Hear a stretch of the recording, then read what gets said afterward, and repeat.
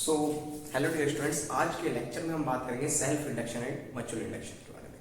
तो चलिए स्टार्ट करते हैं। सबसे पहले सेल्फ इंडक्शन को समझते हैं। सेल्फ इंडक्शन क्या होता है? सेल्फ इंडक्शन में मान लीजिए हमने एक सॉलिनॉइड ली, ठीक है, बैटरी कनेक्ट की और की और स्विच हमने कनेक्ट कर दिया। तो जो बैटरी है इससे आई करंट निकल रहा है, जो करंट है इंक्रीजिंग करंट है, ठीक है। तो एक करंट इंक्रीजिंग है, तो बेसिकली इंडक्टर करता क्या है, इस इंक्रीजिंग करंट को डिक्रीज करेगा अकॉर्डिंग टू लेंज लॉ। क्या कहेगा, जो बढ़ता हुआ करंट है उसको घटाना चाहेगा, है ना, या जो घट रहा होगा उसको बढ़ाना चाहेगा। तो ये क्या है, बढ़ता हुआ करंट है तो उसको घटाना पड़ेगा, घटाएगा तो इसके लिए इंड्यूस्ड करंट, हमें करंट क्या होगा, इसके लिए इंड्यूस हो जाएगा और उसकी जो डायरेक्शन होगी वो जस्ट इस करंट के अपोजिट होगी। अगर ये करंट की डायरेक्शन ये है तो इंड्यूस की डायरेक्शन इसके अपोजिट हो जाएगी। तो बेसिकली इसी फिनोमेना को हम क्या बोलते हैं, सेल्फ इंडक्शन बोलते हैं। यानी खुद से खुद में ही उसने करंट को इंड्यूस कर लिया, किसी दूसरी कॉइल की आवश्यकता हमें नहीं पड़ी है। The phenomena of inducing a current in a coil whenever a changing current is pass through the same coil. अब बैटरी से करंट बढ़ रहा है, ऑब्वियस है चेंजिंग करंट है। जैसे ही आप चेंजिंग करंट किसी कॉइल से पास करोगे तो उसी प्रोसेस से क्या होता है, फिर एक करंट इंड्यूस होता है उसी प्रोसेस के बीच में, और उसी प्रोसेस को हम फिर सेल्फ इंडक्शन नाम दे देते हैं, उसी को हम सेल्फ इंडक्शन बोलते हैं। तो बेसिकली अगर मैग्नेटिक फ्लक्स की बात करें इसमें, तो मैग्नेटिक फ्लक्स कुछ ऐसा होगा। अगर मैग्नेटिक फ्लक्स की बात करें तो केवल करंट पे डिपेंड कर रहा है, magnetic flux is depending on current I. यहां से फाई डायरेक्टली प्रोपोर्शनल टू आई हो गया। जैसे ही प्रोपोर्शनलिटी का साइन आएंगे तो कांस्टेंट आता है एल, और एल को क्या बोलते हैं, कोएफिशिएंट ऑफ सेल्फ इंडक्शन बोला जाता है। अच्छा, हमने चीजें पढ़ ली थी लेंथ में, ई क्या होता है, minus of D phi by D T, minus of D by D T. Phi की जगह आप एल आई पुट करोगे, एल तो कांस्टेंट है तो बाहर आ जाएगा, तो minus of L D I by D T E F के इक्वल आ जाता है। ये तो आपको याद रखना है। अच्छा जी, एल के यूनिट की बात करें तो देखो एल की यूनिट क्या होगी, L will equal to phi by I. Phi की यूनिट क्या होती है, वेबर, आई की एम्पियर, तो वेबर पर एम्पियर इसकी यूनिट हो सकती है, बट इसके एसआई यूनिट क्या है, हेनरी, जो हम इस्तेमाल करते हैं, जिसको हम एक्स से डिनोट करते हैं। अच्छा, एक सवाल बन सकता है एमसीक्यू में, when L will be equal to 5, L जो है 5 के इक्वल कब होगा, जब आई जो है 1 एम्पियर हो जाए। यानी यहां से बैटरी अगर 1 एम्पियर का करंट दे तो एल जो है वो 5 के इक्वल हो जाएगा। तो आई होप आपको समझ में आ गया होगा। पहले आप इसे नोट कीजिए, देन हम बात करते हैं self induction of long solenoid के बारे में। सो स्टूडेंट्स, नेक्स्ट टॉपिक है self induction of long solenoid, यानी एक लंबी सॉलिनॉइड है जो टोटल एल लेंथ की है, तो उससे सेल्फ इंडक्शन क्या होगा, इससे आई करंट फ्लो हो रहा है और ये एंड यानी डायरेक्शन है किसकी, मैग्नेटिक फील्ड की। मैग्नेटिक फील्ड की डायरेक्शन भी इधर ही है और एरिया वेक्टर भी इधर ही है, और एन क्या है, नंबर ऑफ टर्न्स है। तो मैग्नेटिक फील्ड सॉलिनॉइड से म्यू नॉट एन आई होती थी, ये हमने मैग्नेटिक पूरी चार्ज मैग्नेटिज्म में पढ़ लिया था। फ्लक्स थ्रो 1 टर्न, पहले टर्न यानी एक टर्न से कितना फ्लक्स होगा, बी ए cos थीटा, या फिर cos थीटा, थीटा की वैल्यू 0 है तो cos 0 की वैल्यू 1, तो यानी फ्लक्स क्या हो जाएगा, बी ए। थीटा 0 क्यों है, क्योंकि जो एरिया वेक्टर है और जो मैग्नेटिक फील्ड वेक्टर दोनों सेम डायरेक्शन में पैरेलल हैं। अच्छा, फाई 1 क्या हो जाएगा, फिर म्यू नॉट एन आई इनटू ए, मैग्नेटिक फील्ड की वैल्यू पुट कर दी। अच्छा, टोटल फ्लक्स क्या होता है, यानी टोटल फ्लक्स क्या होगा, जितने भी टर्न्स हैं उसको फाई 1 से मल्टीप्लाई करते हैं, बिल्कुल सही है। तो N phi 1 N into mu naught N I A, ये आ जाएगा। फिर एन क्या है, एन को भी एन ही रहने दो, म्यू नॉट को म्यू, और जो स्मॉल एन है वो क्या है, number of turns per unit length. Small N क्या है, number of turns per unit length, ठीक है। तो मैंने अभी स्मॉल एन इस्तेमाल किया तो आप स्मॉल एन लिख लें, तो N by L into I by A. तो फ्लक्स क्या आ गया, mu naught N square I by A into L. हमने डेफिनेशन क्या पढ़ी थी अभी, फाई एल आई के इक्वल आ रहा था, फाई किसके इक्वल आया था, एल आई के। तो L I will be equal to, यानी फाई की जगह एल आई पुट किया, mu naught N square I by A into L, I से आई कैंसिल आउट हुआ, एल आ गया mu naught N square A into upon L. अच्छा, है किस फैक्टर पे डिपेंड कर रहा है, एल जो है तो एन स्क्वायर के डायरेक्टली प्रोपोर्शनल है, दूसरा एल जो है म्यू के भी डायरेक्टली प्रोपोर्शनल है। तो इन दो फैक्टर्स पे, नंबर ऑफ टर्न्स पे और जो मीडियम है उस पे एल अपना सेल्फ इंडक्टेंस डिपेंड करता है। तो आप इतना नोट कीजिए, उसके बाद एक क्वेश्चन करने वाले हैं हम लोग, नोट करिए इतना, आई होप नोट कर लिया होगा। एक क्वेश्चन करते हैं अभी। क्वेश्चन ये है कि आपके पास एक ग्राफ गिवन है और ये ग्राफ आई, ये आई इंक्रीज हो रहा है और इधर ये फाई आई और फाई के बीच में है। यहाँ पे आपको दो कॉइल गिवन है, कॉइल बी और ये कॉइल ए, कॉइल बी और ये कॉइल ए। आपको बताना है, इसमें 4 ऑप्शन गिवन है आपको, C D. Inductance of self inductance of A is greater than B, या फिर बी का कॉइल का ए से बड़ा ज्यादा है, या फिर दोनों का बराबर है, या फिर डाटा क्या है आपके पास इनसफिशिएंट है, बता ही नहीं सकते। डाटा क्या है? इनसफिशिएंट, इनसफिशिएंट यानी डाटा जो है अधूरा है, या बता नहीं सकते। तो बताइए क्या होगा जल्दी से।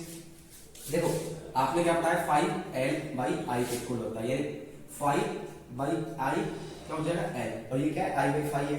तो यानी अगर i/5 की बात करें तो i/5 will be equal to 1/l, यानी जो i/5 का आपको स्लोप है, स्लोप जो है इनवर्सली प्रोपोर्शनल है किसके? l के। इस ग्राफ के लिए यानी स्लोप किसका ज्यादा है? b का। स्लोप किसका ज्यादा है? b का।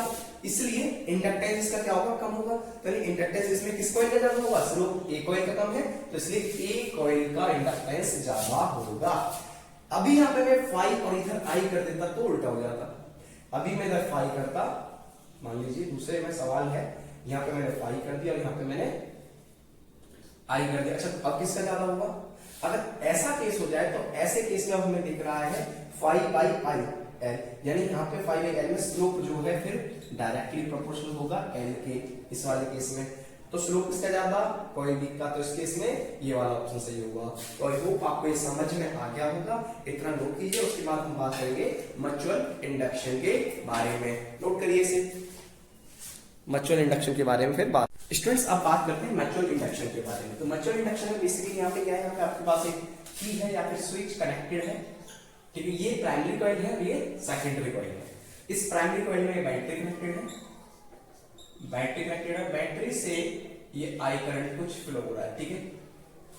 इसके बगल में एक सेकेंडरी कॉइल रखी हुई है। जैसे ही इससे आई करंट फ्लो होगा, देखो इसके आसपास इलेक्ट्रिक फील्ड भी बनेगी।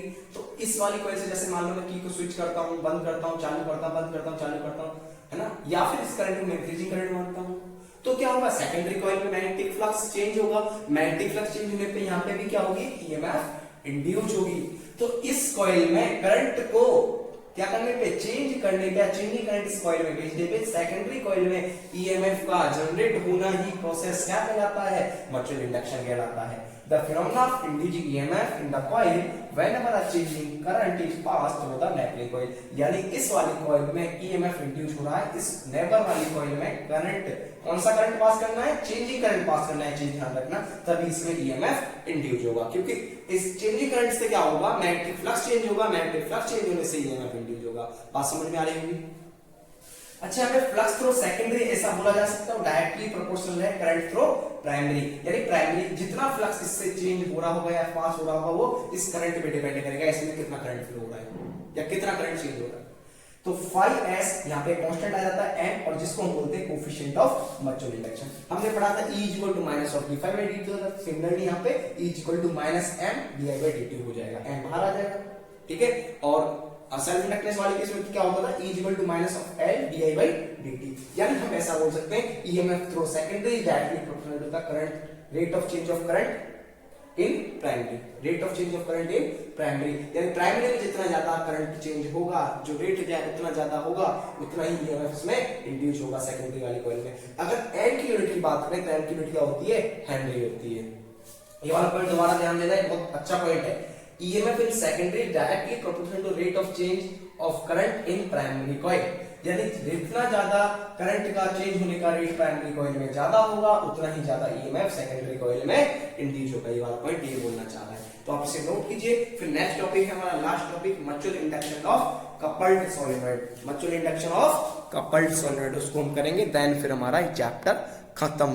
अब बात करते हैं mutual induction of coupled solenoid के बारे में, यानी यहाँ पे आपने क्या है, दो सॉलिनॉइड को मिला के रखा हुआ है, एक सॉलिनॉइड S1 है, दूसरी सॉलिनॉइड S2 है।